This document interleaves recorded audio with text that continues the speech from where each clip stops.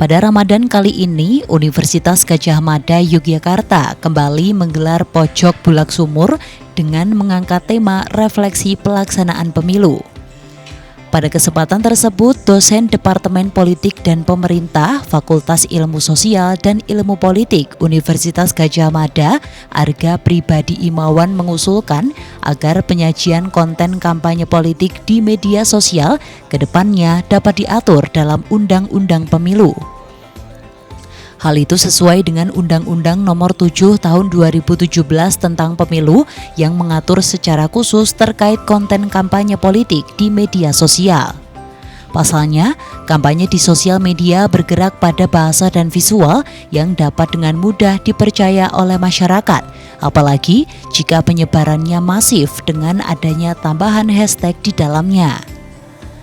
Dalam karya akademik, dengan hashtag naratif, tidak menunjukkan sifat netral melainkan sebagai sarana memobilisasi massa. Sementara di negara lain seperti Amerika Serikat juga muncul hashtag aktivis atau aktivisme tagar yang mampu melahirkan gerakan sosial yang masif. Sementara di Inggris, hashtag mampu menjadi salah satu kunci kemenangan dalam pemilu.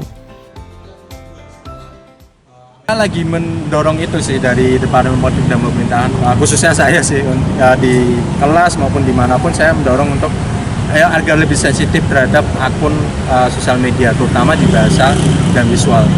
Bahasa yang paling terasa itu adalah hashtag naratif, karena kita melihat kepada fenomena di Amerika Selatan, hashtag aktivisme itu ternyata bisa menghasilkan suatu gerakan sosial yang cukup masif. Bahkan di lingkup Britania Raya di Inggris pun itu hashtag juga menjadi salah satu kunci kemenangan pemilu. Dan konteks ini kemudian saya lihat sebagai celah yang bisa dimanfaatkan oleh lembaga penyelenggara pemilu untuk pengaturan pada hashtag itu sendiri, yang sifatnya memang sangat teknis, tapi itu memang harus dilakukan karena sosial media itu cair dan kita juga harus melahirkan suatu regulasi atau susunannya yang juga cair, yang lebih up to date, lebih agile dan seterusnya begitu. Melihat fenomena pemilu 2024, pengguna medsos mendapatkan beragam hashtag, mulai dari hashtag resmi dari tim kampanye maupun bayangan dari masing pasangan calon.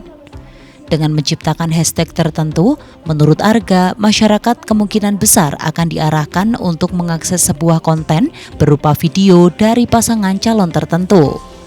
Sehingga dengan adanya hal tersebut, konten-konten yang beredar seharusnya dapat dikontrol oleh KPU, Bawaslu, dan DKPP sebagai stakeholder pemilu melalui regulasi yang ditetapkan. Mengingat Indonesia juga masuk dalam 5 besar negara di dunia dengan pengguna Instagram dan X terbanyak.